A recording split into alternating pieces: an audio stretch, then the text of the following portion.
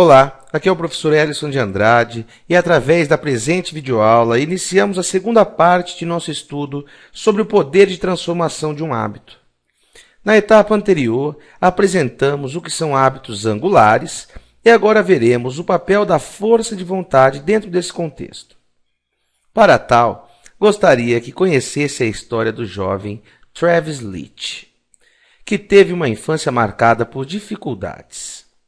Seus pais eram viciados em droga e, para se ter uma ideia do problema, sua primeira foto foi tirada quando já tinha 4 anos de idade, na Disney, por um fotógrafo de lá, pois há anos seus pais haviam vendido sua câmera para comprar drogas. Com 9 anos, viu o pai sofrer crise de overdose, acompanhado de seus irmãos, já acostumados com a cena.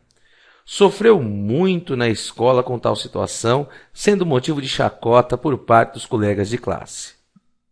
Aos 16, parou com os estudos, mudou-se para outra cidade e até conseguiu um emprego no Lava Rápido.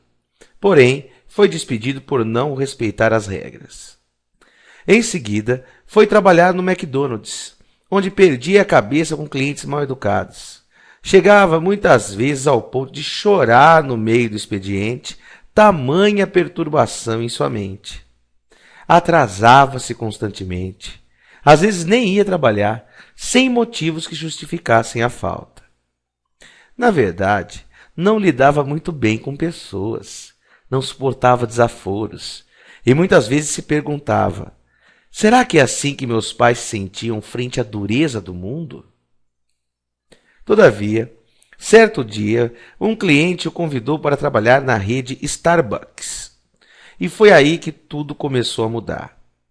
E antecipando o final da história, com 25 anos, Travis tornou-se gerente de 2 lojas, supervisionando 40 empregados e responsável por um faturamento de $2 milhões por ano. Não se atrasava mais, não se irritava, chegando ao ponto de ser o porto seguro de seus subordinados. Quando alguém era ofendido, ele dizia: seu avental é um escudo. Nada que uma pessoa diga jamais vai machucar você. Você sempre pode ser tão forte quanto quiser. Dá para imaginar Travis, uma pessoa com um histórico tão desregrado, chegar a esse ponto? O que será que esse emprego na Starbucks lhe proporcionou? A história é a seguinte: a empresa, que conta com dezenas de milhares de funcionários, possui um programa de treinamento para seus funcionários extremamente bem elaborado. Todo empregado que entra, em seu primeiro ano, passa mais de 50 horas em sala de aula, além das leituras recomendadas. E a base para todo esse treinamento se dá em um hábito angular muito singular: a força de vontade. Considerado por muitos pesquisadores o mais importante dos hábitos em relação ao sucesso individual. Estudos concluíram que o bom desempenho escolar está muito mais associado à força de vontade que ao talento intelectual. Em outras palavras, alunos com maior autodisciplina se davam melhor que os alunos com alto QI, que nada mais é que uma medida até contestável de inteligência. E mais, constataram que a melhor forma de aumentar a força de vontade dos alunos era transformar isso em um hábito. Certa pesquisadora chegou a dizer que, às vezes, parece que as pessoas com grande autocontrole não estão se esforçando, mas é porque elas passaram a fazer isso no modo automático. Sua força de vontade acontece sem que elas precisem pensar nisso. E na Starbucks, todos esses conceitos foram trabalhados para serem aplicados na prática. O objetivo era ensinar cada um dos funcionários a controlar as suas emoções, a desenvolverem sua autodisciplina, servindo com ânimo cada cafezinho, independentemente dos seus problemas pessoais. Era preciso ensinar a manter o foco. Mas para entender como a Starbucks conseguiu atingir suas metas, conseguindo transformar a vida por completo do nosso personagem inicial problemático, o Travis Leach, precisamos compreender como a autodisciplina funciona. Então comecemos com a história de pesquisadores que prepararam o seguinte experimento. Na mesma sala, havia uma mesa onde foram colocados os deliciosos cookies recém-saídos do forno e noutra mesa uma tigela com rabanetes. Ao longo de um dia inteiro, estudantes famintos entravam na sala e se deparavam com os dois alimentos. E para testar a força de vontade dos jovens, eles foram separados em dois grupos. O primeiro deles foi instruído a ignorar o rabanete e a comer apenas o doce. Já o segundo deveria apenas comer rabanete e ignorar os cookies. Quando eram deixados sozinhos, os que estavam comendo cookies pareciam estar no céu, enquanto os que foram instruídos a comer rabanete sofriam. Ficavam agoniados, significando que por esse período de tempo gastaram boa parte de sua força de vontade. Então, o próximo passo da pesquisa foi pedir para que todos os alunos resolvessem um quebra-cabeça, que na verdade nem tinha solução. O objetivo era testar se os grupos teriam a mesma força de vontade. Quanto tempo permaneceriam tentando? E o resultado interessante da pesquisa foi que os integrantes do grupo que só teve acesso ao rabanete, ou seja, que tinham utilizado boa parte de sua reserva de força de vontade resistindo ao doce, em média desistiram muito antes. Para ser mais exatos, essas pessoas que comeram rabanete ficavam cerca de 60% menos tempo concentrados do que os comedores de cookie. A diferença era gritante ao final da atividade. Enquanto quem se alimentou do doce estava tranquilo, o pessoal do rabanete estava irritado e dizendo: estou cansado dessa experiência tola. A conclusão dos pesquisadores é que a força de vontade é como um músculo, que após ser usado fica com menos força para outras atividades. No caso exposto há pouco, após a privação dos cookies, os estudantes nessa situação tinham muito menos concentração para o quebra-cabeça. Com tais resultados, diversos estudos buscaram aplicar tais ideias para as mais diversas situações. Sugeriu-se, por exemplo, que talvez pessoas bem-sucedidas no trabalho, que gastam boa parte de sua força de vontade ao longo do dia, teriam maiores chances de se deixar levar por casos extraconjugais. A força de vontade para não trair ficaria, principalmente no final da noite, debilitada. Polêmico ponto de vista, não é mesmo? Mas focando em um campo um pouco menos árido, a ideia é o seguinte: se deseja fazer algo que exija força de vontade, como atividades físicas ao chegar ao trabalho, é preciso preservá-la ao longo do dia, senão o músculo entra em fadiga. Se gastar energia demais com tarefas entediantes, toda a força de vontade terá sido dissipada e provavelmente não sairá para fazer sua atividade física. Deu para entender? Agora a dúvida que surge é a seguinte: será que essa analogia de a força de vontade ter as mesmas características de um músculo é factível? Seria possível, por exemplo, exercitar a força de vontade de forma a torná-la cada vez mais robusta? Foi então que pesquisadores australianos criaram um experimento para ver se isso era possível. Com um grupo de 24 pessoas, programaram uma série de exercícios ao longo de 2 meses, aumentando paulatinamente a frequência das atividades físicas e fazendo com que as pessoas necessitassem ter cada vez mais força de vontade. O que se verificou é que, além da melhora na forma física, os participantes estavam fumando menos, consumindo menores quantidades de álcool, cafeína e comidas pouco saudáveis. Encontravam-se também menos estressados e dedicando-se mais tempo aos estudos. Mas esses resultados, segundo os próprios pesquisadores alertaram, talvez nada tivessem a ver com força de vontade. Quem sabe os exercícios, por si só, não deixariam as pessoas aí mais felizes e com menos vontade de comer fast food, por exemplo. Então eles partiram para mais uma experiência. Pediram para outro grupo de pessoas que controlassem as suas finanças pessoais. E conforme avançavam no programa, elas também deixaram os hábitos ruins de lado, da mesma forma que nos exercícios físicos.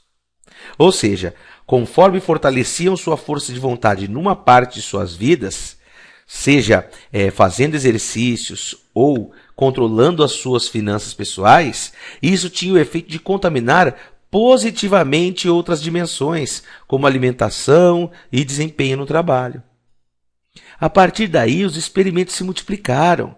Verificou-se, por exemplo, que colocar crianças em alguma atividade, como aulas de piano, balé ou judô, não era importante na questão de criar bons gênios da música ou esportistas, mas porque a prática de atividades como essas podem fortalecer o autocontrole e tal comportamento transbordar, tornando a vida das crianças mais disciplinada em todas as áreas, por exemplo, nos estudos. E foi com esse pensamento que a Starbucks começou a delinear os treinamentos para os seus colaboradores. Apesar dos recém-contratados desejarem fazer um bom trabalho, muitas vezes eles fracassavam por falta de autodisciplina. Chegavam atrasados, brigavam com os clientes, distraíam-se durante o expediente e pediam demissão sem motivos claros. Portanto, era necessário transformar a autodisciplina em um hábito organizacional. Só que para tal, mostrou-se importante a elaboração de um plano, sendo exatamente esse ponto a ser mostrado em experimento de uma psicóloga britânica realizada em 2 hospitais mais movimentados da Escócia. Ela recrutou 68 pacientes com média de 68 anos de idade. A grande maioria possuía baixa renda e nível de escolaridade. Todos haviam passado por cirurgia no quadril ou joelho. E devido ao baixo nível de renda, haviam esperado grande tempo pela operação. A situação não era nada fácil. Estavam no último capítulo de suas vidas e com a autoestima lá embaixo. E para piorar, nesses casos, a recuperação da cirurgia é bastante penosa, sendo imprescindível que se disciplinassem a fazer exercícios específicos de forma a aumentar as chances de sucesso na recuperação. Mas como fazer isso se não tinham vontade nem mesmo para ler um jornal? Só que a psicóloga continuou com seu objetivo de fazer com que esses pacientes recuperassem a sua força de vontade. Foi então que forneceu a todos um folheto com um cronograma de reabilitação e também páginas adicionais, uma para cada semana, com a seguinte atividade: preencher a frase "Minhas metas para essa semana são". A ideia era que os pacientes preenchessem toda semana seu plano de metas. E o legal é que, ao final da pesquisa, comparou-se os resultados de quem preencheu as folhas com quem não preencheu. E parece inacreditável que o simples completar de uma frase fez com que, 3 meses depois, os resultados fossem completamente distintos entre os 2 grupos. Quem escreveu os planos começou a andar 2 vezes mais rápido e a levantar das cadeiras 3 vezes mais depressa que os outros que não haviam feito os seus planos. E o mais bacana é que os melhores resultados vinham daqueles que faziam anotações com planos específicos e detalhados sobre os aspectos da recuperação. Um dos pacientes escreveu na folha: "Vou andar até o ponto de ônibus para encontrar minha mulher quando ela chegar ao trabalho". Mas não era só isso. Anotava também a hora que ia sair, o caminho que faria, o que vestiria, qual casaco usar em caso de chuva e que remédios tomaria em caso de alguma dor forte no meio do caminho. Ao analisar os folhetos dos pacientes, que anotaram com detalhes, a psicóloga notou que havia uma coisa em comum entre eles. Eram focados em como lidar com momentos específicos de dor. Havia uma previsão de como contornar os momentos difíceis, sobre como superar os obstáculos que atrapalhariam a sua rotina. Intuitivamente, os pacientes estavam usando o sistema deixa, rotina e recompensa, e quando surgia uma tentação para desistir, eles eram capazes de ignorá-la, pois transformaram a autodisciplina em hábito. Disso decorre que não ter um plano de ação nos coloca em desvantagem, pois não conseguimos pensar com antecedência nos obstáculos que nós enfrentaremos. Assim, dificilmente se criam hábitos relacionados à força de vontade. E voltando ao caso da Starbucks, no início, após algumas tentativas frustradas de incorporar a força de vontade como um hábito em seus colaboradores, eles acharam o caminho. Perceberam que, da mesma forma que os pacientes do hospital escocês, seus funcionários sempre derrapavam quando algum obstáculo aparecia pela frente. Então, o que precisavam era de um plano bem elaborado para lidar com situações difíceis, pois no restante do tempo os colaboradores não tinham dificuldades em fazer o que lhes foi pedido. Dessa forma, a Starbucks desenvolveu novos treinamentos, focando apenas em descrever rotinas para quando seus colaboradores se deparassem com momentos de turbulência. Ensinava-os a identificar deixas específicas, como clientes gritando ou uma fila comprida no caixa, e aí os gerentes ensaiavam com seus subordinados rotinas relacionadas a como sair de tais situações diversas vezes até isso se tornar um hábito. E com o nosso personagem inicial, Travis Leach, foi assim que também aconteceu. Quando ele entrou na empresa, seu gerente perguntou: qual a sua primeira reação quando um cliente gritar com você por ter recebido uma bebida errada? E ele respondeu: não sei, acho que fico assustado ou bravo. O gerente explicou que essas seriam reações, digamos, comuns, mas não ali na Starbucks. Era preciso atender bem ao cliente, mesmo em situações desconfortáveis. Foi então que o gerente pegou uma folha quase toda em branco, em que no cabeçalho estava escrito: quando um cliente está descontente, o meu plano é... O objetivo era fazer Travis imaginar situações desagradáveis e anotar um plano de reação, devendo seguir o seguinte sistema: ouvir o cliente, reconhecer sua reclamação, tomar uma atitude para resolver o problema, agradecer e explicar por que o problema aconteceu.